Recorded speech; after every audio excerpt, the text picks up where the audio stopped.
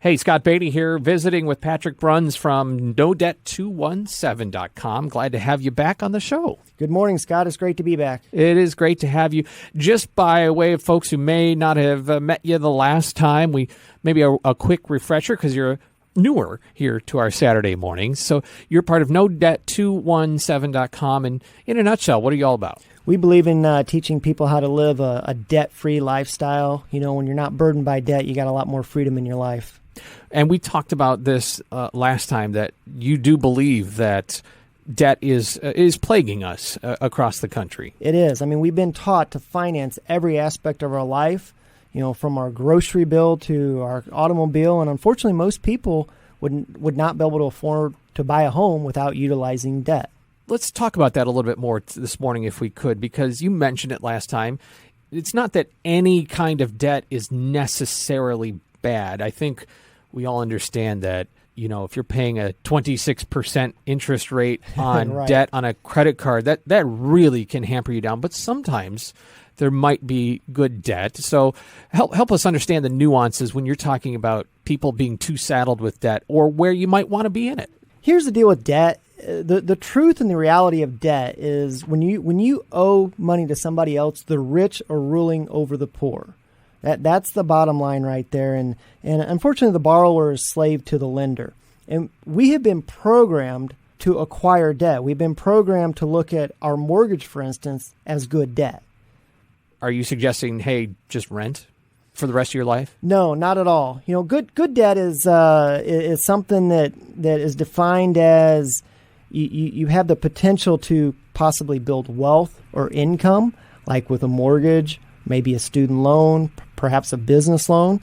Bad debt refers to things like you're referring to with a credit card, where you have a high-interest credit card or any other form of consumer debt that really does little to improve your overall financial well-being. People typically get into bad debt, credit card debt, by acquiring things, shopping and buying things they don't necessarily need, but they want. And there's a difference between wants and needs.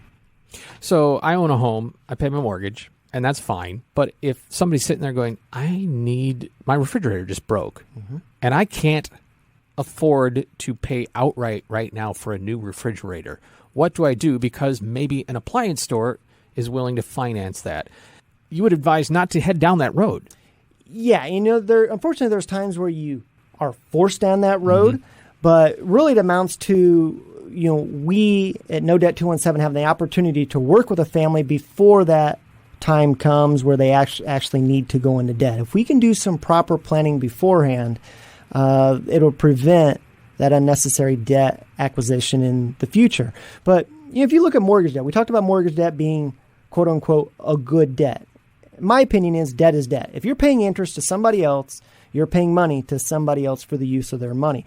But here, let's break down mortgage debt. Okay. Historically, it's been considered to be, you know, one of the safest forms of good debt, you know, because you have the opportunity to build equity over time. But there are a number of factors that come into play here that a lot of people don't consider that really could affect this. I mean, consider the Great Recession or the subprime mortgage crisis. I mean, look at what we learned. This was back in 2008. Correct. Yeah. I mean, think about what we've learned. Prices don't always rise indefinitely. Mortgage rates don't always stay down. And a lot of times people got into trouble where they borrowed more money, they bought more house than they really could afford. But there's a lot of creative financing options out there. And a lot of times people accept mortgage terms, Scott, that they don't necessarily understand, and they don't fully, realize the implications of what they purchased. What I hear you saying is, if you have debt in your life, be it, quote, good debt or the obviously bad debt, maybe you're not going to get out of it tomorrow, but you can help folks get into a place where they may not need to depend on it. Correct. I agree with that 100%. And when we talk about understanding the debt that you have, think about loan terms such as like a balloon loan or adjustable rate mortgage.